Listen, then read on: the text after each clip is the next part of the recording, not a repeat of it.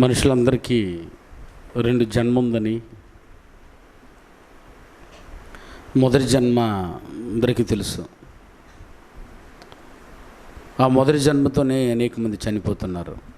మనకైతే రెండవ జన్మను కూడా తెలియజేసి మనకు ప్రసాదిస్తున్నటువంటి తండ్రిని దేవునికి కృతజ్ఞతలు తెలియజేస్తున్నాను.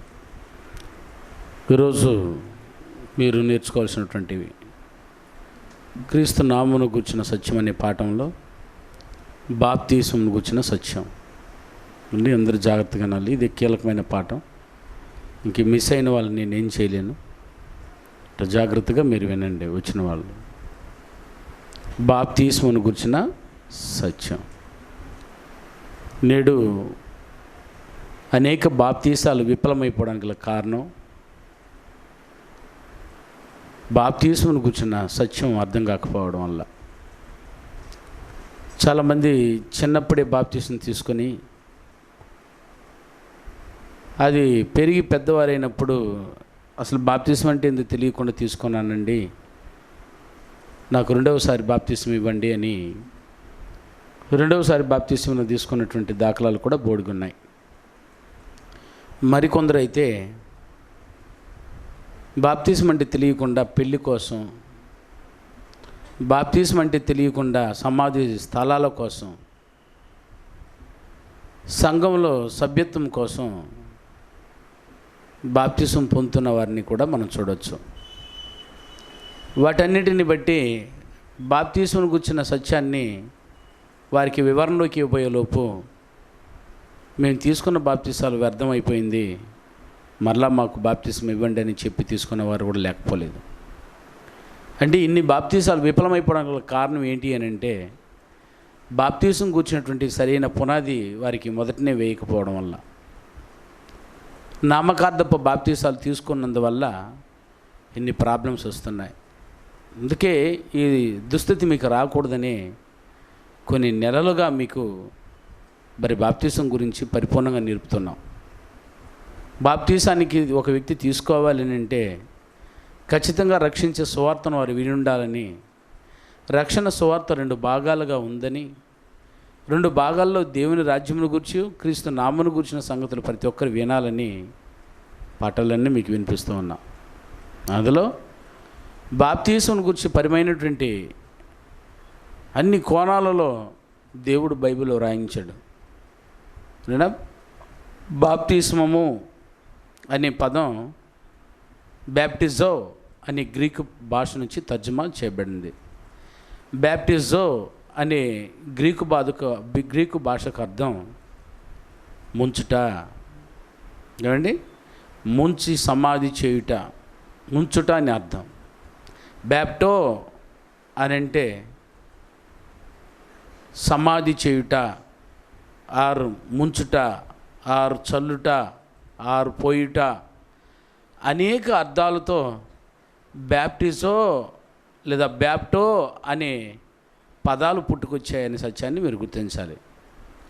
అందులో తెలుగులోకి వచ్చేలోపు బాప్తిస్మము అని చెప్పారు. బాప్తిస్మము అన్నది ఇంగ్లీష్ వర్డ్, కానీ స్వచ్ఛందంగా తెలుగులో చూడాలని అంటే తీతుకు రాసిన పత్రిక 3వ అధ్యాయం 5వ వచనంలో పునర్జన్మ సంబంధమైన స్నానము అని చెప్పబడింది. స్నానం చేయడం. సో స్నానాన్ని నీళ్ళు లేకుండా చేయం, అది మీరు గుర్తించాలి. సో బాప్తిస్మములను కూర్చిన స్థితి బోధ మనకు అర్థమై ఉండాలి. అందుకే జాగ్రత్తగా మీరు వినాలి. బ్యాప్టిజం అంటే బ్యాప్టిజో అనేటువంటి గ్రీకు భాష నుంచి తర్జుమా చేయబడింది.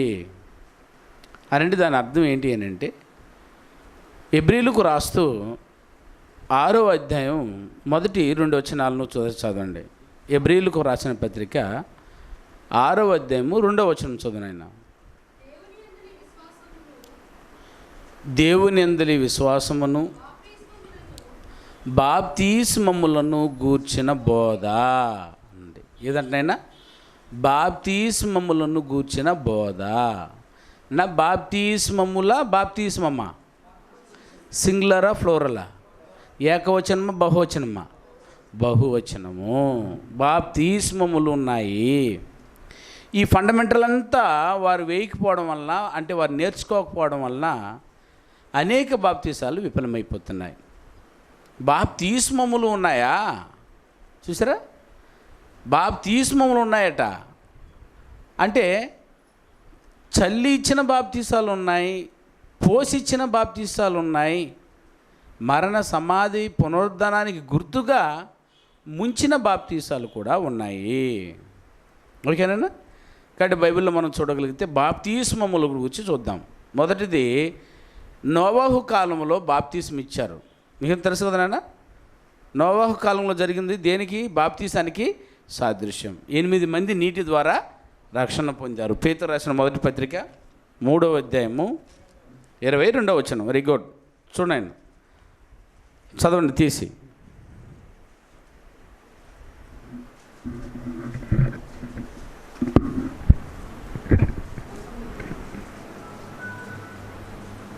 చదువు. తెలియదా? పేతురు రాసినటువంటి మొదటి పత్రిక 3వ అధ్యాయము, మొదటి పత్రిక 2వ పత్రిక, మొదటి పత్రిక 3వ అధ్యాయము 19-20 వచనాలన్నా. నువ్వేం చెప్పావు? అదేనా? సరేలే, పక్కన కదా ఉంది. దేవుని దీర్ఘశాంతము ఇంకా కనిపెట్టుచూ ఉన్నప్పుడు, అయినా పూర్వము నోవాహు దినములలో ఓడ సిద్ధపరచబడుచు ఉండగా అవిధేయులైన వారి యొద్దకు, అనగా చెరలో ఉన్న ఆత్మల యొద్దకు ఆయన ఆత్మస్వరూపిగానే వెళ్ళి వారికి ప్రకటించెను. ఆ ఓడలో కొందరు, అనగా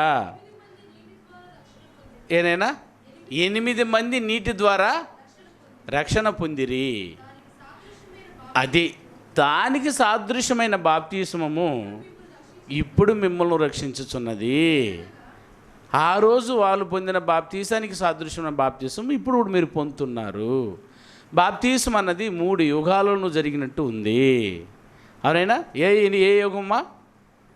పితరుల యుగము, మోషే యుగము, ఆ ప్రవక్తల యుగము, క్రీస్తు యుగము. 3 యుగాలలోనూ ఏం జరిగి ఉందైనా? బాప్తీసాలు. అప్పుడు 8 మంది దేని ద్వారా పొందారట? నీటి ద్వారా. అది ముంచిందా, పోసిందా? ఆ రోజు 8 మంది నీటి ద్వారా బాప్తిసం పొందారన్నారు. నోవాహు ఫ్యామిలీ 8 మంది ఎవరైనా? నోవాహు, నోవాహు భార్య, నోవాహు 3 కుమారులు, 3 కోడలు. ఓకేనా? 8 మంది నీటి ద్వారా రక్షణ పొందారంటే నీళ్ళు ఎట్టొచ్చినాయి? ముంచారా, పోసారా? ఎలా పొందారు బాప్తిసం సాదృశ్యంగా? అట్లే పోయబడింది పైన. అవునా? ఆకాశ వాకిళ్ళు విప్పబడి 40 days పడింది. తెలుసు కదా, 40 రోజులు 40 రాత్రులు పైనుంచి పోయబడితే అన్నీ మునిగిపోయాయి. ఆ నీటి ద్వారా పోయబడిన నీటిలో ఎవరు మాత్రం రక్షణ పొందారు? నోవాహు ఫ్యామిలీ మాత్రం 8 మంది అలాంటి బాప్తిస్మము ఉన్నారు. ఒక బాప్తిస్మం ఏం జరిగింది అయినా? పోయబడిన బాప్తిస్మం. దీనికి పేరు కూడా బ్యాప్టిజం, ఆర్ గ్రీక్లో బ్యాప్టిజో. అలాగే 2వ యుగంలో, అనగా మోషే యుగంలో ఆర్ ప్రవక్తల యుగంలో కూడా బాప్తిస్మం జరిగింది. ఏదట్నైనది? యెహెజ్కేలు గ్రంథం 36వ అధ్యాయము, యెహెజ్కేలు గ్రంథం 36వ అధ్యాయం 26వ వచనం చదువునన్నా. 25 మీ అపవిత్రత యావత్తు పోవునట్లు నేను మీ మీద శుద్ధ జలమును చల్లుదును. శుద్ధ జలాన్ని ఏం చేస్తారంటే ఆయన? జలం అంటేందా? నీళ్ళు. శుద్ధ జలమును ఏం చేస్తాను? చల్లుదును. చల్లిన కార్యక్రమం కూడా ఉన్నాయి. మీ విగ్రహముల వలన ఈ బాప్తిస్మే వేరు చూడు. మీకు విగ్రహముల వలన అంటే విగ్రహాలు మొక్కేవాళ్ళు, మీకు కలిగిన అపవిత్రత యావత్తు పోవునట్లు అపవిత్రత యావత్తు తీసివేసేదను, నూతన హృదయమును మీకు ఇచ్చేదను, నూతన స్వభావమును మీకు కలగజేయదను, రాతి గుండె మీలో నుండి తీసివేసి మాంసపు గుండెను మీకు ఇచ్చేదను, నా ఆత్మ మీ మీద ఉంచి నా కట్టలను అనుసరించి వాని గాను నా విధులను గైకొని వాని గాను మిమ్మల్ని చేసేదను. గతమైనా ఇది ఒక రకమైన బాప్తిస్మము. అంటే యుగ సంబంధమైన బాప్తీసాలు జరిగాయి. మూడవ యుగం ఏదైనా అందులో కూడా 2-3 బాప్తీసాలు జరిగాయి. బాప్తిస్మం ఇచ్చి యోహాను గారు ఇచ్చిన బాప్తిస్మం, అర్థమైనా బాప్తిస్మం ఇచ్చి యోహాను గారు ఇచ్చిన బాప్తిస్మం. మత్తయి సువార్త 3వ అధ్యాయం 1వ వచనం నుంచి. మత్తయి సువార్త 3వ అధ్యాయం 1వ వచనం నుంచి. అయ్యా, ఆ దినముల యందు బాప్తిస్మం ఇచ్చి యోహాను వచ్చి పరలోక రాజ్యము సమీపించి ఉన్నది, మారు మనసు పొందుడని యూదయ అరణ్యములో ప్రకటించుచూ ఉండెను. ఓకేనా? బాప్తిస్మం ఇచ్చి యోహాను గారు ఇచ్చిన బాప్తిస్మం దేవుని రాజ్యము నిమిత్తము. అంటే అంతవరకు మనుషుల రాజ్యం పరిపాలన ఉంది, అది వద్దు, దేవుడే మమ్మల్ని పరిపాలించాలని ఎవరు కోరుకుంటున్నారో మీరందరూ వచ్చి బాప్తిస్మం పొందండి అని బాప్తిస్మం ఇచ్చి యోహాను గారు బాప్తిస్మం ఇచ్చారు. ఆ బాప్తిసాన్ని కొంతమంది పొందారు. ఆ తర్వాత యేసుప్రభు వారు వచ్చి కూడా శిష్యులతో బాప్తిస్మం ఇస్తూ ఉన్నాడు.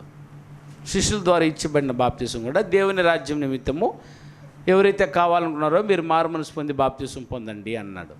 ఆ తరువాత పెంతెకోస్తు పండుగ దినమందు అపోస్తలులు పరిశుద్ధాత్మను పొందిన వారై వారు వాక్యమును చెప్పి వారు బాప్తిస్మం ఇచ్చారు.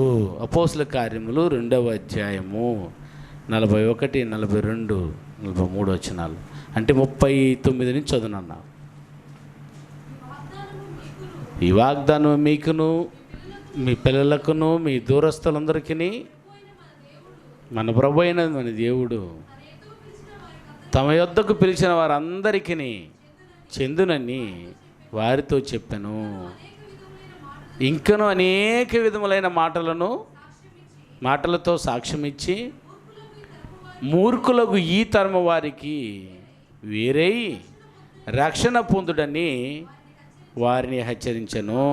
కాబట్టి అతని వాక్యమును అంగీకరించిన వారు బాప్తిస్మమును పొందిరి. ఆ దినమందు ఇంచుమించు 3,000 మంది చేర్చబడిరి. ఇదినైనా ఇన్ని రకాల బాప్తీసాలు జరిగాయి. ఓకేనా? అపోస్తులు ఇచ్చిన బాప్తీసాలు ఉన్నాయి. యేసుక్రీస్తు వారు అపోస్తులతో ఇచ్చిన బాప్తీసం ఒకటి ఉంది. బాప్తిస్మం ఇచ్చి యోహాను గారు ఇచ్చిన బాప్తిస్మం ఒకటి ఉంది. మోషే గారు ఇచ్చినటువంటి బాప్తిస్మం ఒకటి ఉంది. నోవాహు కాలంలో తీసుకున్న బాప్తిస్మం ఉంది. ఈ బాప్తీసాలలో ఇప్పుడు ఏ బాప్తిస్మం నువ్వు తీసుకోవాల్సింది? ఇది తెలియకపోతే ఆ రోజు యేసుక్రీస్తు వారు కూడా బాప్తిస్మం తీసుకున్నారు, ఆయన ఏం పాపం చేశాడని తీసుకున్నాడు అని ప్రశ్నిస్తే మీరు అంటారు. అర్థమైనా? యేసుక్రీస్తు మరి ఏ పాపం చేశారని బాప్తిస్మం తీసుకున్నాడు? అర్థం కాక అర్థమైందేనా? ఆయన తీసుకున్న బాప్తిస్మం మనకి మాదిరి చూపుట కొరకు. ప్రతి ఒక్కరు పుట్టిన వారందరూ ఒక జన్మతో సరిపోదు, ఇంకొక జన్మ తిరిగి జన్మించాలని చూపించారు. ఆత్మతో ప్రతి ఒక్క వ్యక్తి తిరిగి జన్మించాలని నికోదేముతో సహా అందరికీ నేర్పించినట్టు మనం ఆ రోజు చూడగలం. అర్థమవుతుందైనా? కాబట్టి ఇన్ని బాప్తీసాలు ఉన్నాయి. మనం పొందాల్సిన బాప్తీసం మన యుగములో అని ఏ యుగంలో ఉన్నాం? మనం క్రీస్తు యుగములో మనం ఉన్నాం. కాబట్టి క్రీస్తు యుగంలో ఆనాడు ఇవ్వబడిన బాప్తీసం ఏది అంత్య దినములో అని అంటే పెంతెకోస్తు పండుగ దినమందు అదేనా బాప్తీసాన్ని అపోస్తుల ద్వారా సంఘానికి ఆజ్ఞాపించిన ఆ బాప్తీసాన్ని మనమందరం ఏం చేయాలి? పొందాలి. కాబట్టి ఆ బాప్తీసం పొందాలంటే ఏం చేయాలన్నా? రక్షణ సువార్తను వినాలి. వినుట వలన విశ్వాసం వచ్చింది, విశ్వాసం వలన మారు మనసు వలన ఒప్పుకునుట వలన బాప్తీసం. ఇది ఈ యుగంకి సంబంధించిన బాప్తీసం. ఇది అందరూ పొందవలసిన బాప్తీసం. నోవాహు పొందిన బాప్తీసం మనకు అక్కర్లేదు. మోషే కాలంలో పొందిన బాప్తీసం మనకు అక్కర్లేదు. బాప్తీసం ఇచ్చి యోహాను గారు ఇచ్చారే, ఆ బాప్తీసం పొందవలసిన అవసరం మనకు లేదు. కానీ మనకు కావాల్సిన బాప్తీసం ఏది అని అంటే అదేనా సంఘము ద్వారా ఆజ్ఞాపించినటువంటి బాప్తీసము మొదటి శతాబ్దంలో ప్రారంభమై ఆజ్ఞాపించిన ఈ బాప్తీసాన్ని మనం పొందవలసింది. ఇది ఎప్పటి వరకు అని అంటే అర్థమైనా అపోస్తుల కార్యం 2వ అధ్యాయం మొదలుకొని ఓకేనా యేసుక్రీస్తు వారు 2వ రాకడ వరకు ఎంతమంది అయితే పుట్టి ఉన్నారో వారందరూ ఖచ్చితంగా బాప్తీసం పొందవలసిన అవసరం ఉంది. ఇప్పుడు ఈ బాప్తీసాన్ని పొందాలి అంటే అసలు బాప్తీసం అంటే ఏందయ్యా గొడవ, అది మనం అర్థం చేసుకుందాం. అరేనా మొదటి పాఠం బాగా గుర్తుపెట్టి, బాప్తీసం అనే పాఠంలో మొదటి ప్రశ్న బాప్తీసము అనగానేమి, రాసుకోండి. బాప్తీస్మము అనగానేమి? ఒకటి, బాప్తీస్మము అనగా అర్థం ఏంటి? బాప్తీస్మము దానేనా? బాప్తీసం అంటే అర్థం ఏంటైనా అది చెప్పేసాంగా, బైబిల్ సంబంధంగా చెప్పిన సందర్భాన్ని చూద్దాం. బాప్తీస్మం అంటే అర్థాలు చూద్దాం. అర్థాలు రోమీయులకు రాసిన పత్రిక 6వ అధ్యాయము 1వ వచనం నుంచి నిదానంగా చదివితే కొన్ని అర్థాలు చెప్పబడుతున్నాయి. దాన్ని చూద్దాం. అంటే ఏందో చెప్తున్నాడు. బాప్తీసం అనగానేమి?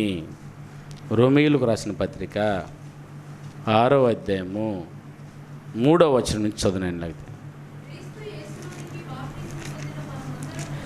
క్రీస్తు యేసులోనికి బాప్తీసం పొందిన మనమందరము ఆయన మరణములోనికి బాప్తీసం పొందితమని మీరెరగరా. ఒకటేందంటే ఆయన బాప్తీసం అంటే అర్థం మరణము. చెప్పాను మీకు మొన్నే, మరణములోనికి బాప్తీసం పొందడం అంటే చనిపోవడము. చనిపోవడం అంటే దేనితో? మీరు కాదు, ఏది? మీ పాపములను చంపివేయడము. మరణించాలంటే ఏం మరణించాలి? మీలో మీ పాపాలు చనిపోవాలి. రాసుకోరా పురుషోత్తం, నెక్స్ట్ బ్యాచ్ మీదే కదా, జాగ్రత్తగా విని నేర్చుకో. రైట్. మొదటి అర్థం ఏంటంటే అయినా బాప్తీసం అంటే మరణించడము.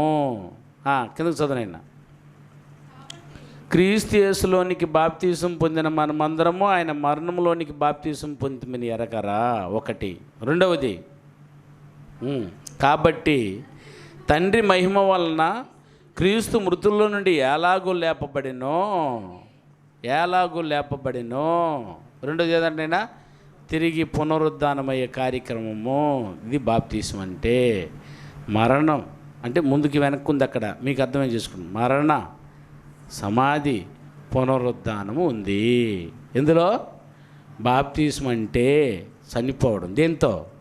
పాపముతో. చచ్చిపోతే మిమ్మల్ని అందరిని ఏం చేస్తాం? రేప పెన్నానిదికి మోసుకెళ్ళి మిమ్మల్ని పాతేస్తాం, అవునా? ఇందులో పాపాన్ని, మిమ్మల్ని కాదు ఓకేనా, మీ పాపాన్ని పాతేస్తాము. తర్వాత ఏం చేస్తాం? పునరుద్ధానం అవుతారు మీరు, నూతన సృష్టితో, 0% వ్యక్తిత్వంతో. కొత్త జన్మని పాఠం విన్నారు కదా నైనా? 0% వ్యక్తిత్వంతో, కల్మషం లేని ఆత్మతో తిరిగి లేసి వస్తారు. ఈ 3 కార్యక్రమాలు ఇందులో జరిగి ఉండాలా. దాని పేరే అది. నేను బాప్తీసం అంటే ఏదేదో అంటున్నారు. అదేనా బాప్తీసం అంటే ఇది. 4వ అర్థం ఎందుకైనా కింద చదువుమ్మా.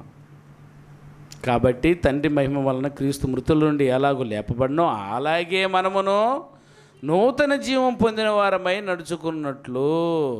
ఏదైనా నూతన జీవము పొందిన వారమట. ఏ జీవాన్ని పొందుతాం? నూతన జీవం. జీవపు స్థితిగతులు చెప్పాను కదా నైనా, చెప్పాను లేదా? జీవపు స్థితిగతులు చెప్పానా లేదా? చెప్పానా? చెప్పమాలా ఇంకోసారి? ఏందట్టు చూస్తున్నారమ్మా? రేపేట బాప్తీసం తీసుకుంటారు మీరు. జీవము దేనికి సంబంధించింది? ఆత్మకు సంబంధించింది. శరీరం బ్రతికుండాలంటే ఏం కావాలా? ఆత్మ బ్రతికుండాలంటే అది ఓకేనా. శరీరం బ్రతికుండాలంటే ప్రాణం కావాలా? ఆత్మ బ్రతికుండాలంటే జీవం కావాలా? మనం పుట్టేటప్పుడు ఎట్టు పుట్టాము? జీవాత్మ కలిగిన స్థితిలో పుట్టాము. రాసుకో. మొదటి జీవాత్మ కలిగిన స్థితి. అమ్మా నాన్న కడుపుల నుంచి వచ్చేటప్పుడు ఎలా వచ్చామంట? జీవాత్మను కలిగినది అనేనా. మీ ఆత్మ చచ్చే వచ్చిందా, బతికి వచ్చిందా? పుట్టినప్పుడు అమ్మ కడుపు నుంచి వచ్చేటప్పుడు మన ఆత్మ చచ్చిపోయి వచ్చిందా, చనిపోయి వచ్చిందా, బతికి వచ్చిందా? బతికి వచ్చింది. ఆదాముని చేసినప్పుడు దేవుడు ఎడ చేశాడు? అదా జీవము కలిగిన స్థితి, నిర్జీవపు స్థితి? జీవము కలిగిన స్థితి. అలాగే మనం పుట్టేటప్పుడు కూడా మన ఆత్మ చావకుండానే వచ్చింది. ఎప్పుడు చచ్చిపోద్ది? పాపముల చేతను అపరాధముల చేతను మీరు చచ్చిపోతారు. పాపాలు అపరాధాలు చేస్తే నిర్జీవ స్థితి. మొదటిదేమో జీవం కలిగిన స్థితి, రెండోదేమో నిర్జీవాత్మ స్థితి. అంటే ఆత్మ ఏమైపోయింది? చనిపోయింది. తర్వాత ఏం చేస్తాం? బాప్తిస్మం అనే కార్యక్రమంలో నూతన జీవపు స్థితి, అనగా రెండవసారి తిరిగి ఆత్మకు రీకనెక్షన్ చూపించగలనైనా, రీకనెక్షన్, నూతన జీవాన్ని పొందుకొని వస్తాము. ఆ తర్వాత సంఘంలో చేర్చుదాం. కనెక్షన్ పొందినప్పుడు జీవం కనెక్ట్ మాత్రం అయ్యింది, సప్లై అవలా, వస్తూ ఉండాలి కదా రోజా. అర్థమైనా? అప్పుడు ఏం చేయాలా? సంఘంలోకి చేరిన తర్వాత సమృద్ధి స్థాయిలోకి తీసుకెళ్తాడు ఆత్మని, జీవానికి. మీ ఆత్మకు జీవము కలుగుటకును అది సమృద్ధి కలుగుటకును నేను వచ్చాను అంటాడు యేసుప్రభు వారు. సంఘంలో చేరిన తర్వాత సమృద్ధి జీవం వస్తుందట మనకి. ఏ జీవము? సమృద్ధి అంటే ఏదైనా అది అంటే సమృద్ధి అని అంటే అర్థం ఏంటంటే, పాలు పోసామనుకున్నా కరెక్ట్గా పోసేస్తే గ్లాస్కి కాదు, పోసి గ్లాసు నిండి పొర్లి కింద పారే దాని పేరే సమృద్ధి. మీ ఇంట్లో ఒకరికి అన్నం ఉంటే సరిపోదు, అందరూ తిన్నా కూడా మళ్ళీ ముగ్గురు నలుగురికి మిగిలితే దాని పేరే సమృద్ధి. అర్థమైందేనా? అలాగే జీవం కూడా ఎట్లా ఉండాలంటే సమృద్ధి జీవం, అది యేసుప్రభు వారు ఇచ్చారట. అర్థమైందా? అది సంఘంలో దొరుకుతుంది. ఆ తర్వాత నిత్య జీవపు స్థితి అన్నాడు. ఇంకొక స్థితి ఏంటంటే నిత్య జీవము అంటే ఏందని అర్థం? నిత్యము జీవము దొరుకుతూనే ఉంటుంది. ఎటర్నల్ లైఫ్ అంటారు దాన్ని. నీటి కాలువన ఎవరైనా నాటబడినవా చెట్టు అడ ఉంటుందనైనా జీవజలాలతో ఎప్పుడు జీవనదుల దగ్గర ఉంటాయి కొన్ని, దానికి నీళ్ళు కొరతే ఉండదు. గోదావరి దాని చుట్టూ ఉందని చూడండి ఎట్లా ఉంటుందో. అంటే జీవము నిత్యము దొరికే ప్లేస్ ఏదైనా పరలోకం. పరలోకంలో నిత్యము నీకు జీవం దొరుకుతూనే ఉంటుంది అక్కడికి వెళ్ళిపోతే. ఇన్ని దశలు ఉన్నాయి. ఇప్పుడు చెప్పండి, మొదటి దశ ఏది? జీవము కలిగిన స్థితి, జీవాత్మ కలిగిన స్థితి. రెండవది నిర్జీవాత్మ కలిగిన స్థితి. మూడవది నూతన జీవపు స్థితి. నాలుగవది సమృద్ధి కలిగిన స్థితి. ఐదవది నిత్య జీవము కలిగిన స్థితి. అర్థమైందేనా? బాప్తిస్మం అంటే అర్థం ఏంటి? ఇప్పుడు నూతన జీవమును పొందిన స్థితి. ఓకేనా? అర్థమైందా? నూతన జీవాన్ని పొందడము. ఆ తర్వాత బాప్తిస్మం అంటే అర్థం చెప్తున్నాడు. ఎఫెసీయులకు రాసిన పత్రిక 4వ అధ్యాయం 22వ వచనం చదువునా.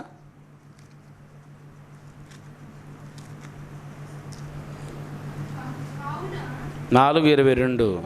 కావున మునిపటి ప్రవర్తన విషయంలోనైతే మోసకరమైన దురాశల వలన చెడిపోయిన మీ ప్రాచీన స్వభావాన్ని వదులుకొని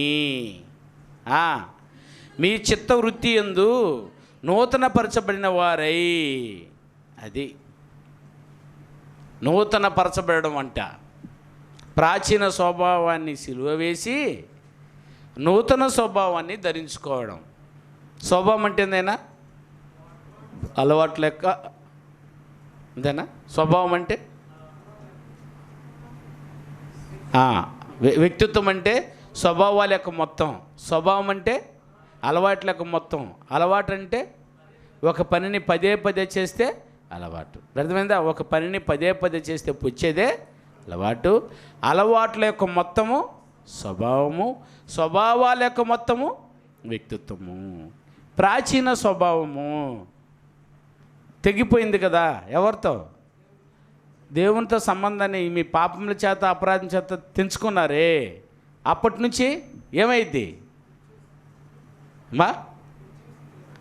తెగిపోయిన తర్వాత ఎవరితో సంబంధం పెట్టుకున్నారు? అపవాదితో. ఎవరి వ్యక్తిత్వం వస్తుంది? అపవాది వ్యక్తిత్వం సంపాదించుకున్న దాని పేరే ప్రాచీన స్వభావం. ఓకేనా? ఈ ప్రాచీన స్వభావాన్ని ఏం చేయాలట? బాప్తిసంలో సమాధి చేసేయాలి. అది ఇక్కడ అన్నది. బాప్తిసం అంటే ప్రాచీన స్వభావమును సమాధి చేయడము. సాతాన్ యొక్క రూపాలంతా ఏదేది? వ్యభిచారం, దొంగతనం, నరహత్య, ఎన్ని లిస్ట్ ఉంది కదా, 21 వ్యక్తిత్వాలన్నిటిని ఏం చేయాలైనా సమాధి చేసేసి నూతనంగా మళ్ళా లేపబడ్డము. ఓకేనైనా? కొలసీలకు రాసిన పత్రిక 2వ అధ్యాయం 12వ వచనం. కొలసీలకు రాసిన పత్రిక 2వ అధ్యాయము 12వ వచనం. బాప్తిస్మమందు ఆయనతో కూడా పాతి పెట్టబడిన వారమై ఆయన మృతులో నుండి లేపిన దేవుని ప్రభావమందు విశ్వసించడం ద్వారా ఆయనతో కూడా లేచితిరి. ఆయనతో కూడా తిరిగి లేపబడడం కూడా ఏందని అర్థం? బాప్తిస్మానికి అర్థము. ఇంకా కింద వచ్చిన చూడండి 13. మరియు అపరాధముల వలనను శరీరమందు సున్నతి పొందక యుండుట వలనను మీరు మృతులై ఉండగా, అక్కడ దీన్ని బాప్తిసానికి ఇంకొక పేరు ఏం చెప్తున్నాడు? సున్నతి. సున్నతి అంటే ఏందైనా? సున్నతి అంటే చర్మాన్ని తీసివేయడం అని. ఓకేనైనా? యూదులు ఆ రోజు దేవుని పిల్లలు అనబడాలి అని అంటే అది పురుషులకు మాత్రము సున్నతిని కార్యక్రమం నిర్వహించేవారు, తొలగించేయడం అని. క్రొత్త నిబంధన ఆత్మ సంబంధమైన సున్నతి కార్యక్రమం, దీనికి బాప్తిసం అని పేరు. స్త్రీ పురుషులందరూ కలిపి పాపాన్ని తీసివేయడం అని దాని అర్థం. సున్నతి అన్నా కూడా ఆ రోజు బాప్తిసానికి అర్థం అది. ఓకేమా? అది దాని అర్థం. యోహాను సువార్త 3వ అధ్యాయం, యోహాను సువార్త 3వ అధ్యాయము 3వ వచనం చదువునన్న. అందుకు యేసు అతనితో బాప్తిసం అంటే అర్థం చెప్తున్నాడు. ఈ సందర్భాలంతా బాప్తిసం అంటే ఏందో చెప్తున్నాము. ఒకడు క్రొత్తగా జన్మిస్తేనే కానీ, క్రొత్తగా జన్మించే దాని పేరు కూడా ఏందైనా? బాప్తిస్మము. క్రొత్త జన్మని చెప్పాను కదా నేను మీకు. అదే ఒకడు క్రొత్తగా జన్మిస్తేనే కానీ అంటే నికోదేముకు అర్థం కాల. అందుకని ఏమన్నాడు? ఒకడు నీటి మూలంగానైనాను ఆత్మ మూలంగాను ఏమవ్వాలైనా తిరిగి జన్మించాలి. ఇది బాప్తిస్మం అంటే అర్థమని. తీతుకు రాసిన పత్రిక 3:5 ఏమన్నాడైనా? తీతుకు రాసిన పత్రిక 3వ అధ్యాయం 5వ వచనంలో పునర్జన్మ సంబంధమైన స్నానం. పునర్జననం అంటే పునర్జననం అంటే ఏదైనా తిరిగి జన్మించడము. తిరిగి జన్మించడం వలన పునర్జన్మ సంబంధమైన స్నానము ద్వారా రక్షణ పొందుతాము. ఇది బాప్తిసం అంటే అర్థం. ఓకేనా? మొదటి పాయింట్ అయింది. ఇప్పుడు ఇంతవరకు ఏం చెప్పానన్నా? బాప్తిసం అంటే ఏందో చెప్పాము. రెండోది ఏదైనా? బాప్తిసము ఎందుకు పొందాలి, ఎందుకు తీసుకోవాలైనా బాప్తిసాన్ని? రెండవ పాయింట్. బాప్తిసాన్ని ఎందుకు తీసుకోవాలనుకుంటున్నారు మీరు? పెళ్లి చేసుకునేదని కదా కాదు. బాప్తిసం ఎందుకంటైనా పాపములు పోవట కొరకు. అయినా మీ పాపముల చేతను మీ అపరాధముల చేతను మీరు సచ్చిన వారై ఉండగా క్రీస్తు కూడా మీరు ఏం చేయబడితే? బ్రతికించబడితిరి, మీ పాపాలన్నీ కడిగివేయటకు. ఓకేనా? మేము ఏం చేయాలి అని అడిగారు పాపంలో ఉన్నటువంటి వారందరూ అపోస్తులని. అందుకు పేతురు అన్నారు, అయినా ఏమన్నారు? మీరు మారు మనసు పొంది మీ పాప క్షమాపణ నిమిత్తము ప్రతివాడును యేసుక్రీస్తు నామమున ఏం పొందండి అంటే. ఇప్పుడు బాప్తిసం వలన ఏం జరుగుతుందైనా? పాప క్షమాపణ. మొదటిది ఏదంటే అయినా పాపములు ఏం చేయబడతాయి? క్షమించబడతాయి. పాపము నుండి క్షమాపణ. రెండవది రక్షణ. రెండవది ఏం పొందుతామైనా? రక్షించబడతాము. ఎక్కడి నుండి అయినా? ఎక్కడి నుండి రక్షించబడతాం? 3 కార్యక్రమం నుంచి రక్షించబడతాం. ఏందందులో? ఒకటి పాపం వల్ల నుండి రక్షణ. రెండోది చెడిపోయిన వ్యక్తిత్వం నుండి, అర్థమైనా అంటే దేవుని యొక్క ఉగ్రత నుండి రక్షణ పొందుతాం. ఓకేనా? మూడవది తీర్పు నుండి రక్షణ పొందుతాం. అర్థమవుతుందా? ఎందు నుంచి రక్షణ కావాలి మనకి? పాపము నుండి, ఉగ్రత నుండి, ఏనైనా తీర్పు నుండి. ఇందు నుంచి రక్షణ పడాలి అంటే ఖచ్చితంగా బాప్తిసాన్ని పొందాలి. ఇందుకు బాప్తిసం పొందాలి. ఒకటి పాపాలు క్షమించబట్టు కొరకు పొందాలి. రెండోది ఏనైనా రక్షణ ఇందులో నుంచి, ఉగ్రత నుండి, పాపము నుండి అనగా మరణము నుండి, తీర్పు నుండి రక్షణ పొందాలి. ఓకేనా? మూడవదిగా బాప్తిసం ఎందుకు తీసుకోవాలి అని అంటే పరిశుద్ధాత్మను పొందుట కొరకు. ఎందుకంటే ఆయన పరిశుద్ధాత్మను పొందుట కొరకు. మేము ఏం చేయాలి పరిశుద్ధాత్మ కావాలంటే అని అన్నారు ఆ రోజు వాళ్ళు.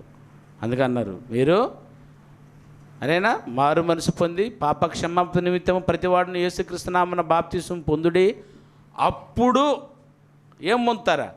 పరిశుద్ధాత్మను పొందుతారు. పాపం పోగొట్టుకోగానే అరేనా క్షమాపణ కోరుకుంటున్నారు చాలామంది, మళ్ళీ పోయి పాపాలు చేస్తున్నారు. అది కాదు, పాపాన్ని ఒప్పుకొని దాన్ని ఏం చేయాలైనా విడిచిపెట్టవలెను. సామెతల గ్రంథంలో చెప్పాడు మా సందర్భాన్ని చూడండి. సామెతల గ్రంథం 28:13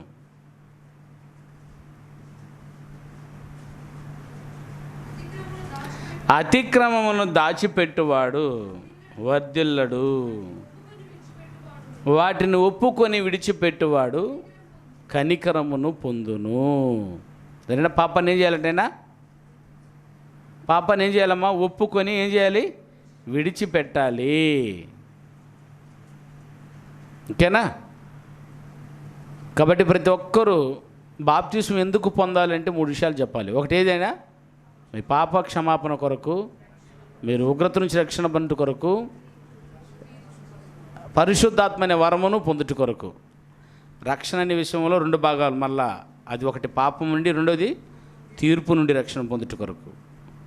అర్థమైందని అయినా కలిపేసుకుని పోతారు. అది ఎందుకు పొందాలి అంటే 3 విషయాలు పూర్తిగా చెప్పాలి. ఒకటి పాపము నుంచి, రెండోది రక్షణ, మూడోది ఏనైనా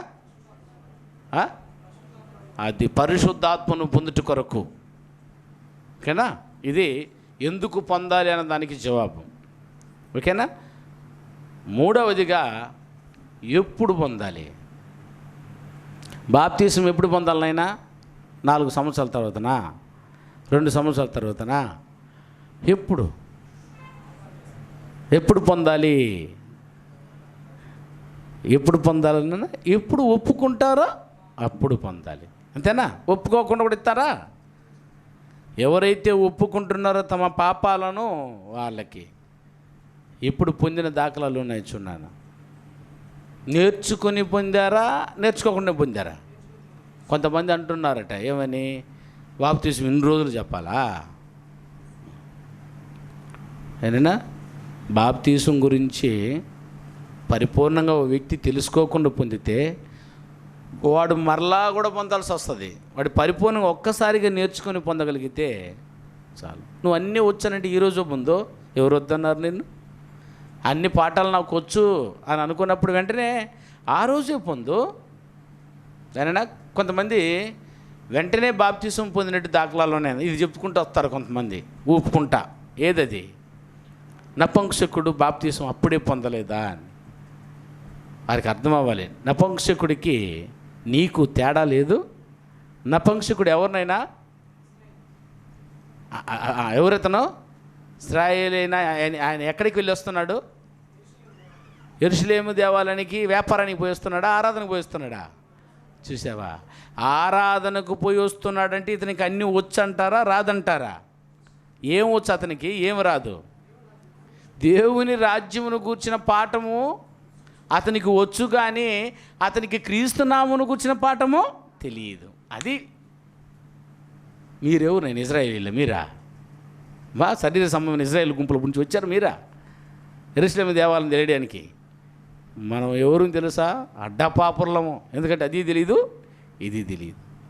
కనుక 2 నేర్చుకోవాల్సిన అవసరం. దేవుని రాజ్యాన్ని గురించి నేర్చుకోవాలి. అమ్మాయి విన్ను, దేవుని రాజ్యమును గురించి నేర్చుకోవాలి, క్రీస్తు నామాన్ని గురించి నేర్చుకోవాలి. కానీ అక్కడ నపుంసకుని చూడనైనా వాళ్ళు వాదిస్తూ ఉంటారు. కానీ ఒకసారి చదువుతాం చూడండి. 7వ అధ్యాయం అపోస్తుల కార్యములు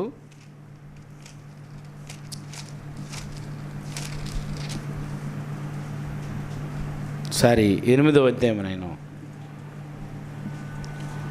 8వ అధ్యాయము 29వ వచనం నుంచి నిదానంగా చదువుకుంటారా నాయన? అప్పుడు లేదా 28 చదువునైనా.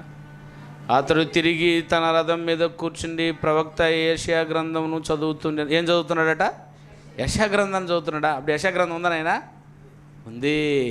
యెషయా గ్రంథాన్ని చదువుకుంటున్నాడు అని అంటే నువ్వు బైబిలే తెలియదు. యెషయా గ్రంథం ఏడ ఉందనంటే మార్కు మత్తయి మధ్యలో వెతుకుతూ ఉంటాడు. అవునా కాదండి? వీడికేం వచ్చునైనా యెషయా గ్రంథం ఎత్తురా అని అంటే మత్తయి మార్కు దగ్గర వెతుకుతున్నాడు. పేరే ఏడుందో బుక్కు తెలియదు. కానీ ఆయన ఎవరా? యెషయా గ్రంథాన్ని ప్రవక్త చెప్పిన మాటను చదువుకుంటున్నాడట. ఏమని చదువుతున్నాడు? చదువునైనా. అప్పుడు ఆత్మ పిలుపుతో నీవు రథము దగ్గరికి పోయి దాన్ని కలుసుకొనమని చెప్పాను. అప్పుడు పిలుపు పరిగెత్తుకుని పోయి అతడు ప్రవక్తని యెషయా గ్రంథమును చదువుచుండగా విని నీవు చదువునది గ్రహించుచున్నావా అని ఆయన అడిగాను. అతడు ఎవడైనను నాకు త్రోవ చూపుకుంటే నేను ఎలాగూ గ్రహింపగలనని చెప్పి రథం ఎక్కి తనతో కూర్చుండమని పిలుపుని వేడుకొనెను. అతడు లేఖన ముందు చదువుచున్న భాగం ఏదనగా ఆయన గొర్రెవలే వద్దకు తేబడెను. బొచ్చు కత్తిరించు వాని ఎదుట ఏ విధంగా మౌనంగా ఉండెను అలాగే ఆయన నోరు తెరవక ఉండెను. ఆయన దీనత్వం బట్టి ఆయన న్యాయవిమర్శకు దొరకకపోయేను. ఆయన సంతానం ఎవరు వివరింతురు?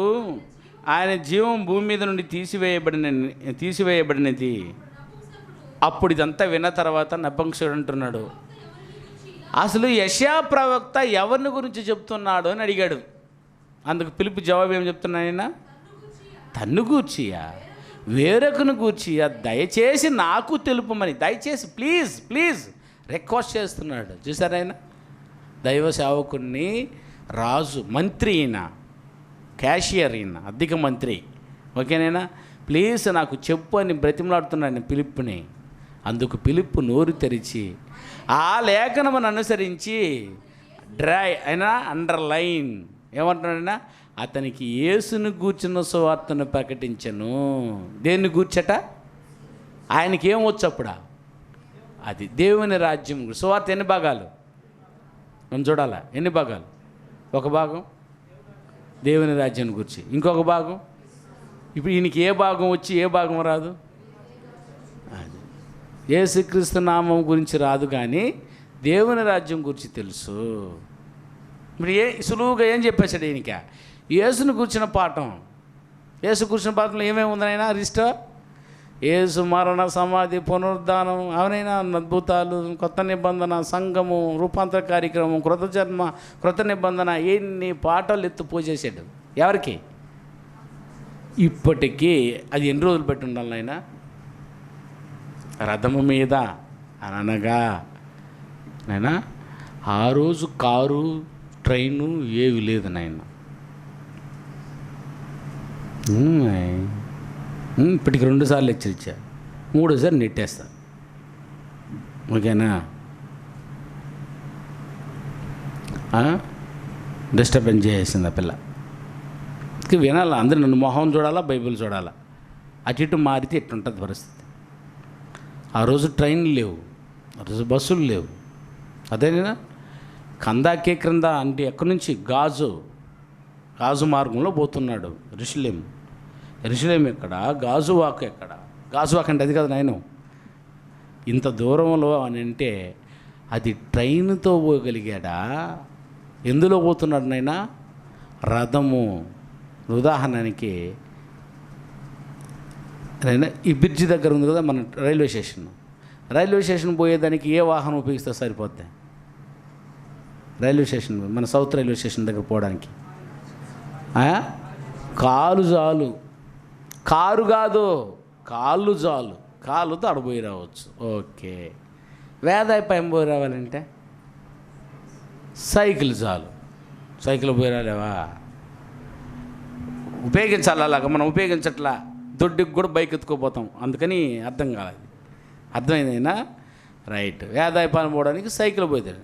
ఏరా అవునా కాదనైనా? గూడూరు పోవాలంటే బైక్లో పోయి రావు. ఓకేనా? బాగుంది కదా ప్రయాణ వ్యవస్థ. చెన్నైకి పోయి రావాలంటే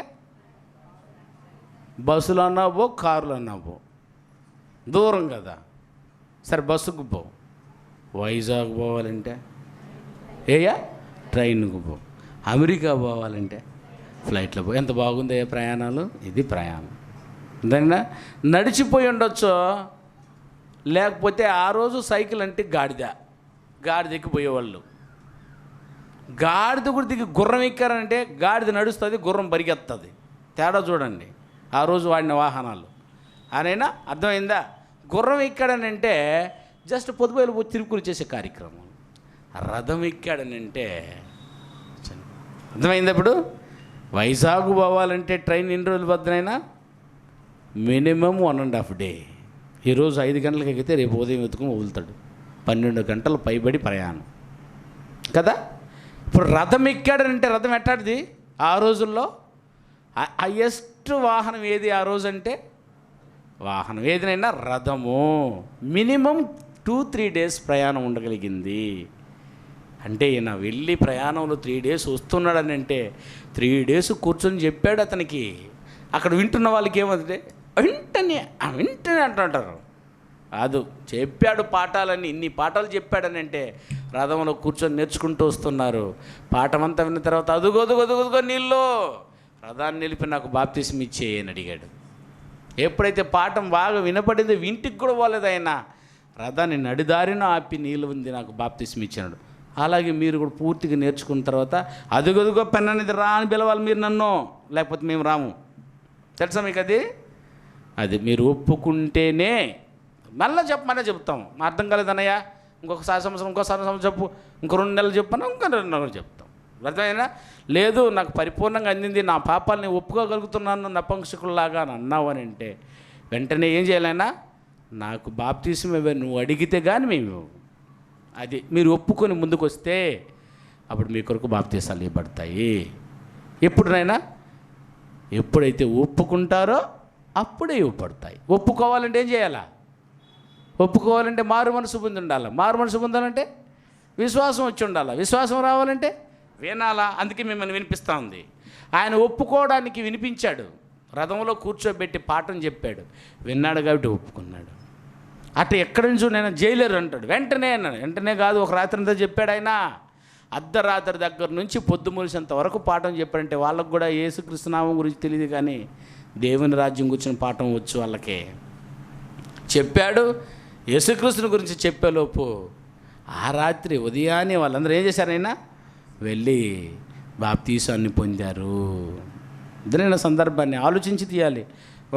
ఏదైనా వాదించడానికి అయితే బోల్డ్ మార్గాలు దొరుకుతాయి, కానీ ఆలోచించి బాప్తీసం కొరకు ఆలోచించగలిగితే మనం ఎప్పుడు పొందాలైనా వాక్యాన్ని పరిపూర్ణంగా విని ఇంకా చెప్పాలంటే కొంతమంది విన్నారు కానీ వారు మనసు దృఢపరచబడలేదు, కలత చెందుతుందట. 18వ అధ్యాయం 19వ అధ్యాయం అపోస్తుల కార్యములు 19వ అధ్యాయము 8వ వచనం నుంచి ఉన్నాయినా 8వ వచనం నుంచి చదువునాన్న.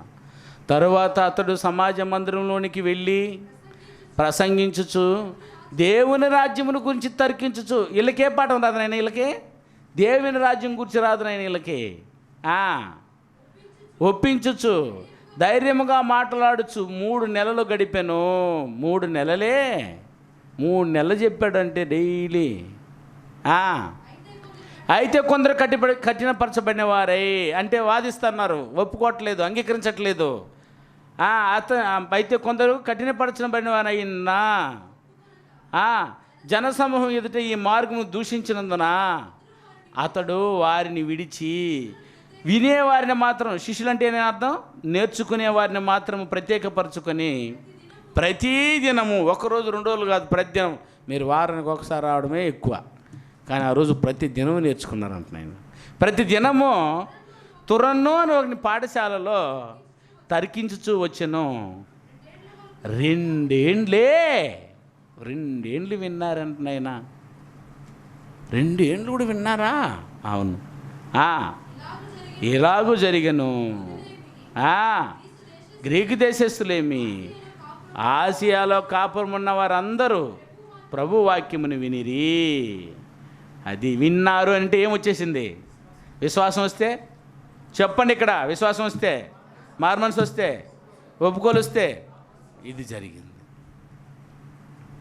అదంతా వాళ్ళకి తెలుసు కాబట్టి లూకా గారు థెయోఫిలా గారికి రాశాడు. థెయోఫిలాకి వచ్చు కాబట్టి రాశాడు. మీకు అర్థం కాబట్టి చెప్తున్నాను. అర్థమైనా? విశ్వాసం వచ్చిందంటే అర్థం ఏంటి? ఇంక బాప్తిసం పొందారని వాళ్ళ అర్థం. ఓకేమ్మా? ఎన్నేండ్ల? 2 ఏండ్లే. నేను నీకు పొందిందంటే, నమ్మకం కుదిరిందని అంటే ఏ రోజే పొందు, లేదని అంటే ఆలోపు చచ్చిపోతే ఎట్లాంటి డౌట్లు వస్తాయి చూడు. నేను ఆలోపు చచ్చిపోతే అని అంటే, సావు అంటే మరణాన్ని, జన్మను ఎవరు స్వాధీనం ముందు ఉంది? అర్థమైనా? ఎవరు స్వాధీనం ముందునైనా? తండ్రి స్వాధీనం ముందునంటే ఒకరిని చంపాలన్నా, ఒకరిని పుట్టించాలన్నా ఎవరు స్వాధీనం ముందు ఉంది? ఇప్పుడు తండ్రి స్వాధీనం ముందుంటే, నేను తిరిగి జన్మించబోతాను బాబు అని నువ్వు వాక్యం ఇటుంటే ముందు నీ గొంతుకు వచ్చేస్తాడా? నీ కొరకే ఈ సూర్యుని తిప్పుతున్నది, నీ కొరకే ఈ భూమిని త్రిప్పుతున్నది, నీ కొరకే ఈ చెట్లు పండిస్తున్నది, నీ కొరకే ఈ పంట పండుతూ ఉన్నది. నువ్వు మారుతావని అంటే అంతకు మించి దేవుడు ఇంకేం కావాలా? అందరిని చంపేసి కూడా నిన్ను బ్రతికినిస్తాడు. ఎందుకంటే నువ్వు నా బిడ్డ అవ్వబోతున్నావని. ఉత్తి సోది మాటలు మాట్లాడకండి. ఇప్పుడు చచ్చిపోతే సావో పో, ఎక్కడికే? నరకానికి. కానీ నిజంగా తెలుసుకుని దేవుని కొరకు పుట్టావన్న సంగతిని తెలుసుకుంటే నిన్నెందుకు చంపుకుంటానన్నా, నేను తిరిగి జన్మించేంత వరకు భద్రంగా పెట్టుకుంటాడు సృష్టిని. అందుకే నేను సంతోషంగా ఉండాలి అని అంటే అర్థమవుతానైనా, నువ్వు తిరిగి జన్మించంటే ఇంతకు మించిన భాగ్యం ఏమింది చెప్పు దేవునికి? నేను బ్రతకనిస్తాడు, నిన్ను తిరిగి జన్మింపజేసుకుంటాడు. నువ్వు ఇంకా దేవుని కొరకు మార్పును అందకుండా బతుకుతున్నావంటే నిన్ను క్షణంలో చంపేస్తాడు వద్దనుకుంటే. అర్థమవుతుందనైనా? రైట్. 2 ఏండ్లు వాక్యం విన్నారు, 3 నెలల వాక్యం చెప్పారు, 3 రోజులు వాక్యం చెప్పుంటారు. ఒకే రోజు కూడా అయినా నిజంగా బాగా తెలిసిన వాళ్ళు ఉంటే ఒకరోజు చెప్పించేయవచ్చు బాప్తిసం. గంట బాగా వినగలిగిన కనెక్షన్, రీకనెక్షన్స్ డట్ ఇచ్చేసి బాప్తిసం ఇచ్చేయవచ్చు. అర్థమవుతుందనైనా? కానీ ఖచ్చితంగా అది రావాలి, ఒప్పుకోవాలంటే ఖచ్చితంగా ఏమొచ్చి ఉండాలైనా? మారు మనసు. ఓ వ్యక్తి ఒప్పుకోవాలంటే మనసు ఏం చేసి ఉండాలా? మార్చుకుని ఉండాలా. మారు మనసు పొంది ఉండాలంటే విశ్వాసం వచ్చి ఉండాలా. విశ్వాసం రావాలంటే ఇదిగో ఎన్ని రోజులు విన్నారో. ఓకేనా? ఒకటి బాప్తిసం అంటే ఏందో తెలుసుకున్నాము. రెండోది బాప్తిసము ఎందుకు పొందాలో తెలుసుకున్నాము. బాప్తిసం ఎప్పుడు పొందాలో తెలుసుకున్నాము. బాప్తిసం ఎవరివ్వాలి, అది సమస్యలు. ఇప్పుడు 3వ కార్యక్రమం ఏంటంటే బాప్తిసం ఎవరివ్వాలి. ఎవరివ్వాలన్నైనా బాప్తిసం ఎవరివ్వాలి? బిషప్ వచ్చి ఇవ్వాలి అని అంటారు కొంతమంది. అన్న బాప్తిసం ఎవరు వచ్చు తెలుసునన్న? బాప్తిసం పొందినవాడు బాప్తిసం ఇంకొకరికి ఇవ్వచ్చు. అంటే బాప్తిసం పొంది ఉండాలా. ఆయన బాప్తిసాన్ని గురించి పూర్తిగా నేర్చుకొని పొందినవాడై ఉండి అతను బాప్తిసము ఇవ్వాలి. ఓకేనా? అతను ఇవ్వాలి అని అంటే ఎవరి నామమని ఇవ్వాలా? ఇది బాధ. ఎవరి నామమని ఇవ్వాలా? తండ్రి కుమార పరిశుద్ధాత్మ నామని ఇవ్వాలనా? యేసు నామన బాప్తిసం ఇవ్వాలనా? ఇది పెద్ద బాల్. ఇప్పుడు తెలుసా మీకు? యేసు నామని బాప్తిసం పొందాలని ఒక కొంతమంది లేచి వచ్చారు దొంగలు. యేసుక్రీస్తు వారు ప్రతిపాదించినది ఏ నామములో? యేసుక్రీస్తు వారే కదా నేను చెప్పింది. మత్తయి సువార్త 28వ అధ్యాయము 29వ వచనం చదవండి. మత్తయి సువార్త 28వ అధ్యాయం 29వ వచనం. ఎవరి నామన బాప్తిసం పొందాలి చూడండి. మత్తయి సువార్త 28వ అధ్యాయము 19వ వచనం. కాబట్టి మీరు వెళ్ళి ఏటయ్యా సమస్త జనులను శిష్యులుగా చేయుడి, తండ్రి యొక్కయు కుమారుని యొక్కయు పరిశుద్ధాత్మ యొక్కయు నామములోనికి వారికి బాప్తిసం ఇవ్వడి. ఎవరు దీన్ని ఆజ్ఞాపించింది? ఎవరైనా ఎవరు? యేసు ప్రభు కాదా? ఇప్పుడు యేసు ప్రభు నామమున బాప్తిసం పొందని అంటున్నారు వీళ్ళు. మరి యేసు ప్రభు ఏ నామమును చెప్పించాడు అక్కడ? అది యేసు ప్రభు ఏ నామమును చెప్పాడు ఆ నామముని ఇవ్వండి. ఏ నామం అది? తండ్రి కుమార పరిశుద్ధాత్మ నామములో నువ్వు ఒప్పుకున్న ఒప్పుకోలను బట్టి తండ్రి కుమార పరిశుద్ధాత్మ నామంలో బాప్తిసం ఇచ్చాం. అదేనా? అవునా కదా? ఎవరివ్వాలట? ఒక వ్యక్తి బాప్తిసం పొందాడు. నేను బాప్తిసం పొందకుండా మీకు బాప్తిసం ఇస్తే, గుడ్డోడికి దారి చూపిస్తే ఇద్దరు మూతి పళ్ళు రాలిపోయి గుంటలో ఉంటారు. అర్థమైనా? ఒక బాప్తిసం పొందనవాడు ఏందైనా బాప్తిసం ఇచ్చేది తప్పునన్నా. అందుకని బాప్తిసం ఎవరి వాళ్ళైనా ఒక బాప్తిసం పొందిన వ్యక్తి ఎవరి నామముని ఇవ్వాలా? తండ్రి కుమార పరిశుద్ధాత్మ నామంలోనే ఇవ్వాలి. ఆజ్ఞ, ఇది గ్రేట్ కమాండ్ అన్నారు దీన్ని. అర్థమైందా? ఆజ్ఞలో గొప్ప ఆజ్ఞ. ఆయన ఆజ్ఞ నువ్వు నేను ఎవరు అతికించడానికి. ఓకేనా? ఏమని చెప్పుకున్నాం చెప్పండి. ఒకటి, బాప్తిసం అంటే నేర్చుకున్నాము. బాప్తిసము ఎందుకు పొందాలో తెలుసుకున్నాము. బాప్తిస్మము ఎప్పుడు తీసుకోవాలో తెలుసుకున్నాము. బాప్తిస్మము ఎవరు ఇవ్వాలో, ఏ నామమును ఇవ్వాలో అది కూడా తెలుసుకున్నాం. ఓకేనా? ఎవరు ఇవ్వాలి, ఏ నామమునో ఇవ్వాలి. పోతే ఏమైనా బాప్తిస్మము చిన్నపిల్లలకు ఇవ్వచ్చా?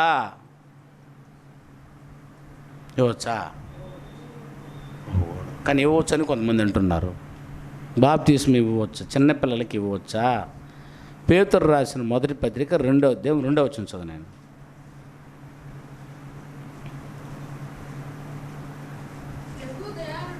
ప్రభు దయాళుడని మీరు రుచి చూచి ఉన్న ఎడలా. రుచి చూసి ఉంటారా పిల్లలు?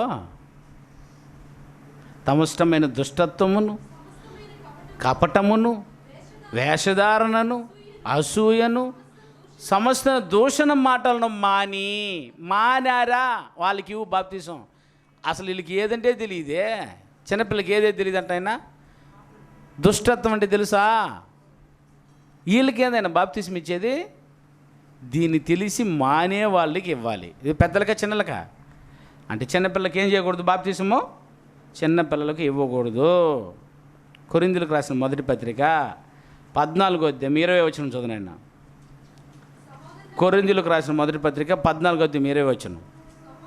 సహోదరులారా, మీరు బుద్ధి విషయమై, మీరు పసిపిల్లలు కాక దుష్టత్వం విషయమై శిశువులుగా ఉండుడి. అదేనా? పాపాన్ని పోగొట్టుకునే విషయంలో శిశువులుగా ఉండండి. అంటే పాపాలు పోతే శిశువులుగా ఉండండి. శిశువులకి బాప్తిసం ఇవ్వకండి. శిశువులకు పాపం అంటే ఏందో తెలియదు. మార్కు సువార్త 16వ అధ్యాయము 16వ వచనం చదువునాను. మార్కు సువార్త 16వ అధ్యాయము 16వ వచనం. నమ్మాలట. పిల్లలు నమ్ముతారు నాయన? నమ్మి బాప్తీసం పొందినవాడు రక్షణ పొందును, నమ్మని వానికి శిక్ష విధింపబడును. ఈ నమ్మే చిన్నపిల్లలు నమ్మగలుగుతారా? నమ్ముతారా? నమ్మరు. కాబట్టి చిన్నపిల్లలకు బాప్తిసం ఇవ్వచ్చా? ఎవరికి ఇవ్వాలా? పాపముల చేతను అపరాధముల చేతను. చేతన అంటే చేసేవారని. పాపాలు చేసేవారు, అపరాధాలు చేసే వాళ్ళకి ఏమి ఇవ్వాలా? వాళ్ళు చిన్నపిల్లలు పాపాలు చేస్తారా? చేస్తానైనా? వ్యభిచారులు చిన్నపిల్లలు దొంగలా, దోచుకునేవారా? కాదు. అందుకని చిన్నపిల్లలకు బాప్తిసం ఇవ్వకూడదు. ఓకే అమ్మా? చెప్పండి ఒకసారి పాయింట్లు చెప్పండి. బాప్తిసం అనగానే ఏమీ నేర్చుకున్నాము. బాప్తిసం ఎందుకు తీసుకోవాలో తెలుసుకున్నాము. బాప్తిసము ఎవరు ఇవ్వాలి, ఎప్పుడు తీసుకోవాలా, ఎప్పుడు తీసుకోవాలో తెలుసుకున్నాము. బాప్తిసం ఎవరి నామమున ఎవరు ఇవ్వాలో తెలుసుకున్నాము. చిన్నపిల్లలకు ఇవ్వచ్చా అనేనా? రైట్. బాప్తిసం ఎలా తీసుకోవాలి? నీళ్ళల్లో. ఎలా? అది ఆ వాక్యం చూడండి. ఎలా తీసుకోవచ్చు? ఎలా? ముంచా, చల్లా, పోసా?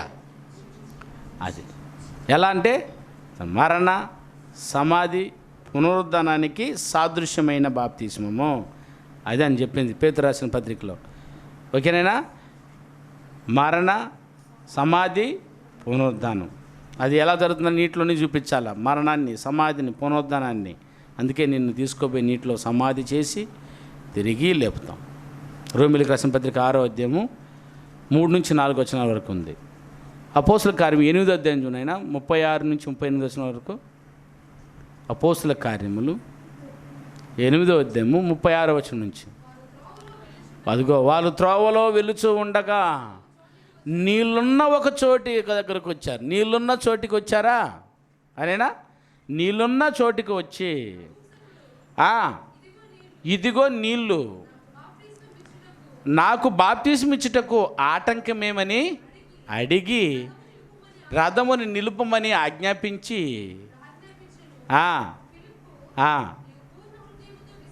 విశ్వసించినాడలా చెప్పాను. విశ్వసించుచున్నానని ఉత్తరం ఇచ్చాను. అండర్లైన్ చేయండి. ఫిలిప్పు నపుంసకుడు ఇద్దరును నీళ్ళలోనికి దిగిరా, నీళ్ళెత్తి పైన పోసుకుంటారా, నీళ్ళలోనికి దిగిరి, నీళ్ళలోనికి అండర్ ద వాటర్ దిగెను, నీళ్ళలోకి దిగి ఇన్ ద వాటర్,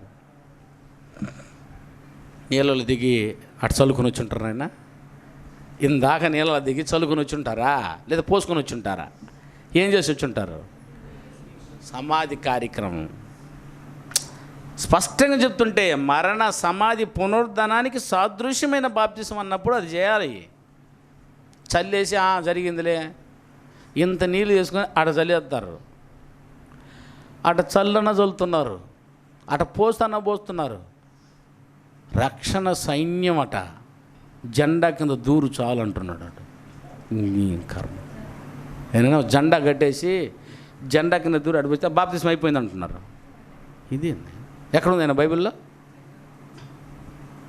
బాప్తిసం అంత అవసరం లేదండి, జెండా కింద దూతే చాలు. 66 పుస్తకాలు పరిశుద్ధాత్ముడు రాయించింది ఎందుకనైనా? నీ ఇష్ట ప్రకారం చేద్దు అని. తప్ప అటు బైబిల్లో ఉంటే నీకంటే ముందు ఏం చేయమా? నీకంటే బైబిల్ బాగా చదువుకున్న వాళ్ళమో నువ్వు చెప్పేంతవరకు వెయిట్ చేస్తామా? నువ్వు చెప్పేంతవరకు వెయిట్ చేస్తామా నాయనా? మేము దూరేసి ఉంటాము ఎప్పుడో. అసలు మా చర్చి బిల్డింగ్ చుట్టూ జెండాలు కట్టేసి ఉండేవాళ్ళం. పెన్నా నదికి పోవాలి. ఇప్పుడు మీరా? లెస్ అయిన మాటలు ఇవన్నీ చూసేయండి, ఓకేనా? బాప్తిసం కావాలంటే నీళ్లు కావాలన్న. ఎంత నీళ్ళు అన్నాడు తెలుసా? యోహాను సువార్త 3వ అధ్యాయం. యోహాను సువార్త 3వ అధ్యాయం 23 వచ్చిన చదవనన్నా. సలీమను దగ్గరనున్న ఐనోనను స్థలమున అది నేను నీళ్లు విస్తారముగా ఉండెను కనుక యోహాను కూడా అక్కడే బాప్తిసం ఇస్తున్నాను. విస్తారమైన నీళ్ళ దగ్గర బాప్తిసం ఇస్తున్నాడా? కుండతో బిన్నీళ్ళు పెట్టుకుని బాప్తిసం ఇస్తున్నాడా? విస్తారమైన నీళ్ళతో ఏం చేయాలా? అది మరణ సమాధి పునరుద్ధానం. నీకేం కర్మ? పెన్నా నదిలో విస్తారమైన నీళ్లు పెట్టుకొని అటు చల్లుకోవడానికి నీకేం అవసరం వచ్చిందా? నీళ్ళు లేని వారు చేయని ఆ పని పోతే పోతుంది. అంతేనా? దుబాయ్ ఆ ప్రాంతం వారంటనన్నా నీళ్ళు దొరకదట. అవునా? పెట్రోలే దొరుకుతుంది వాళ్ళకి. పెట్రోల్ ముచ్చి తీద్దామా? అందుకని వాళ్ళకి స్నానం చేయడానికి నీళ్ళు సరిపోతని అదైనా ఒక ట్యాంకు పెట్రోల్ ఇటు వచ్చిందంటే ఆ ట్యాంక్ నీళ్ళు ఇటు పోద్ది. ఆ ట్యాంక్ నీళ్ళు బాగా కోటీశ్వర్లు అయితే అక్కడ నీళ్లు కలిగిన వాళ్ళు కోటీశ్వరులు, డబ్బు కలిగిన వాళ్ళు కాదు. నీళ్ళు మనం చూడు ఎట్ట పోసేస్తున్నాము, ట్యాంకుగా నింపుకుంటున్నాము. స్నానం మీద షవర్ లేదు, డబర్ లేదు. అంత నీళ్ళు బకెట్ నీళ్ళు ఉంటే అదేనైనా నెలకొకసారి వేసుకున్న డ్రెస్సు నెలకంతా వేసుకొని ఉండాలి. నువ్వు నెల అయిన తర్వాత ఆడ ఊడ తీసేసి ఆ బకెట్ నీళ్ళతో బాగా తుడిసేసుకొని స్నానం చేసి మళ్ళీ కొత్త బట్ట, మళ్ళీ పాత బట్టలేదు, కొత్త బట్ట వేసి మళ్ళీ నెల వరకే. అది కత్తి ఉంటే అప్పుడు చేద్దులే. కానీ ఏం కర్మ? విస్తారమైన నీళ్ళు ఉంటే రా, డబ్బుదా ఉంది కదా, మా ఇండియాకి రా, ఎంత నీళ్ళు ఉంది ఇస్తాము. నీళ్ళ దగ్గర నువ్వు పోవాలా, నీళ్ళు నీ దగ్గరికి రావాలన్నా? బాప్తిసం పొందాలంటే పెన్నదికి మనం పోవాలా, పెన్నది మన దగ్గర రావాలా?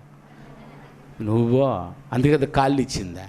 పో, అదిగో విస్తారమైన నీళ్ళ దగ్గరికి తీసుకెళ్ళాడు యోహాను గారు. యేసుక్రీస్తు వారు కూడా విస్తారమైన నీళ్ళు ఉన్న చోటకి తీసుకెళ్ళారు. యోర్దాను నది, యోర్దాను కుంటి కాలువ, యోర్దాను నదినైనా చిన్న కాలువ దగ్గర తీసుకోపోయి విస్తారమైన నీళ్ళు మనకేం కరువునైనా నీళ్ళు, ఇంకొన్ని ప్రాంతాలు అట్నైనా ఈ ప్రశ్నలన్నీ తల పోయింది. అప్పుడు 0% డిగ్రీస్, 0% డిగ్రీలో ఉన్నాయట వాటర్. అంటే చల్లగా ఉంది. ఆ ప్రాంతంలో జీవిస్తున్నారు. వాళ్ళకి ఎట్ట బాప్తిస్మం ఇచ్చేది అని అడిగారు. అంటే ఎట్టనన్నా 0 చేయి పెట్టామంటే గడ్డగట్టకపోద్ది అంతే. నీళ్ళలో చేయి పెట్టి తీసామంటే చేతికి గడ్డ వస్తుంది, ఐస్ గడ్డ వస్తుంది. ఎట్లా అట్లాంటి ప్లేస్లో బాప్తిస్మం ఎట్ట ఇచ్చేదని అడిగారు నన్ను. అంటే వాళ్ళ బాధ అది. ముంచెత్తామో చచ్చిపోతారు. అంటే ఇప్పుడు స్నానమే చేయరు వాళ్ళు. అదనైనా అటు వేడి నీళ్ళతో తడుపుకొని తుడుచుకుంటారట వాళ్ళు, నీళ్ళుండి. వాళ్ళ బాధలు అయ్యి వాళ్ళకి ఎట్ట సార్ మీరు ఇంత పాఠం చెప్పారు, ముంచి అన్నావే, ఇటు ముంచితే వీళ్ళు శవం మీద తేలుతారు, బతకరు సార్ అన్నారు. ఎందుకు బతకరైనా ఆత్మ బతుకుతారు, ముంచి పర్వాలేదని అని అట్టందామా? నీళ్ళున్న చోటుకి పోయా, ఎందుకు నీకు ఆ బాధ? సరే నీళ్ళు వేడి చేసుకో. యూఎస్ఏలో అంటున్నాయినా స్విమ్మింగ్ పూల్స్ ప్రతి ఇంటికి ఉంటుంది అంటున్నాను అమ్మా. ఆ ఇంట్లో ప్రతి ఒక్క స్విమ్మింగ్ పూల్కి కింద హీటర్లు సెట్ చేసి పెట్టుంటారట. స్విచ్ వేస్తే అదైనా 15 నిమిషాలలో లేదా అర్ధ గంటల్లో కొత్త ఉడికిపోద్ది. ఏది? Swimming pool. అందులో దూకి వస్తారు. దూకడానికి స్విమ్మింగ్ పూల్ కట్టుకున్న నువ్వు బాప్తీసానికి ఎందుకు కట్టుకోకూడదు? చర్చికి ఒక బాప్తీసం తొట్టి కట్టు. మనకు ఆ ఫెసిలిటీస్ లేదు నాన్న, లేదా కట్టేసేవాళ్ళం అని. కొన్ని చర్చి బిల్డింగ్లలో అయితేనైనా ఇక్కడ కట్టున్నారు. నేను కూర్చొని స్టేజీ బెంగళూరులో ఒక చర్చి బిల్డింగ్ చూసా, ఇక్కడ కట్టున్నారు. స్టేజ్ అనుకుంటున్నా ఏంటంటే ఎంత అందంగా దిద్దారని చెప్పి స్టెప్స్ పెట్టున్నారు. ఏంది స్టెప్స్ పెట్టున్నారు? టకటక స్టెప్స్ ఎక్కాను. ఆడ చూస్తే నీళ్ళు ఉన్నాయి కొలంలాగా. ఏంటంటే బ్యాప్టిస్ట్ని తొట్టి అంటున్నారు. వాళ్ళందరికీ నీళ్ళు లేవు, చెరువులు లేవు బెంగళూరు వాళ్ళకి. ఏడో పోవాలా పోతే. అందుకనే చర్చ్ బిల్డింగ్లోనే పెట్టుకొని ఉన్నారు. కొంతమంది చర్చ్ బిల్డింగ్ అడుగు బాగానే స్విమ్మింగ్ పూల్ లాగా చిన్నది కట్టేసి దాని మీద పేర్చేసి ఉన్నారు. కావాలన్నప్పుడు దాన్ని పెరిగేసుకునేసి బాప్తిస్మం ఇస్తున్నారు, మళ్ళీ మూసేస్తున్నారు. అర్థమైందన్నా? అడు చెయ్యి. నీళ్ళున్న చోటుకన్నా పో, లేకపోతే నీళ్ళు స్పెషాలిటీస్ అన్నా ఏర్పాటు చేసుకో. దొరకదు అని నువ్వు పోసుకునేదానికి కడుక్కునేదానికి నీళ్ళు ఉండేదంటే బాప్తిసానికి నీళ్ళు లేదంటాడు. నేనేనా? తప్పు. బాప్తిసం పొందడానికి ఖచ్చితంగా ఏముండాలైనా నీళ్ళు ఉండాలి. అది ఎట్ట ఉండాలి? విస్తారంగా ఉండాలి. అక్కడికి వెళ్ళు. బాప్తిసం అంటే నేను ముంచి అదేనా, అంతేనా? సమాధి చేసేయాలి నిన్ను. దానికి సాదృశ్యమైన బాప్తిసము ఇప్పుడు మిమ్మల్ని రక్షించుతున్నది. అర్థమైందేనా? ఇది బాప్తిసం అంటే ఏందో, బాప్తిసం ఎప్పుడు తీసుకోవాలో, బాప్తిసం ఎలా తీసుకోవాలో, బాప్తిసం ఎవరు ఇవ్వాలో. బాప్తిసం చిన్నపిల్లలకి ఇవ్వచ్చా? బాప్తిసం ఎలా తీసుకోవాలి? అదేనైనా? ఇంకేముందన్నా? ఎవరి నామమున తీసుకోవాలి అది కూడా చెప్పాను. ఎవరి నామమున? తండ్రి, కుమార, పరిశుద్ధాత్మ నామమున. అదేనైనా? ఇది బాప్తిసాన్ని గురించి ఒక సింపుల్ అవగాహన. ఆ రోజు మీరు పెద్దగా ఎందురు కానీ అంతా పోసేస్తారు.